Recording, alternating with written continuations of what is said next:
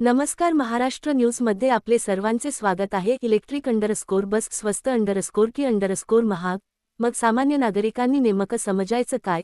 सरकार वारंवार सांगते की इलेक्ट्रिक वाहनांमुळे इंधनाचा खर्च कमी होतो, प्रदूषण कमी होते आणि दीर्घकालीन बचत होते.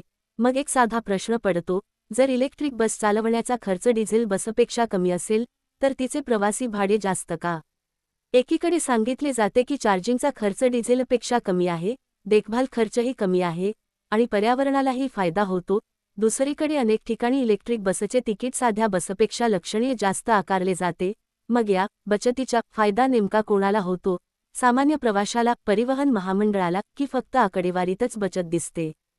जर 2031 पर्यंत सर्व बसेस इलेक्ट्रिक करण्याचे उद्दिष्ट असेल, तर त्याचा सर्वात मोठा लाभ सामान्य नागरिकांना स्वस्त, सुरक्षित आणि परवडणाऱ्या प्रवासाच्या रूपाने मिळायला हवा. अन्यथा इलेक्ट्रिक म्हणजे स्वस्त हा दावा आणि महाग भाडे ही वस्तुस्थिती यामध्ये मोठा विरोधाभास दिसतो. पर्यावरणाचे संरक्षण निश्चितच आवश्यक आहे, पण त्याचबरोबर सर्वसामान्य प्रवाशाच्या खिशाचाही विचार होणे तितकेच महत्त्वाचे आहे. इलेक्ट्रिक बसचे भाडे अधिक का आहे, याचे स्पष्ट आणि पारदर्शक स्पष्टीकरण संबंधित प्रशासनाने जनतेसमोर मांडावे. हीच अपेक्षा. तुमचे मत काय?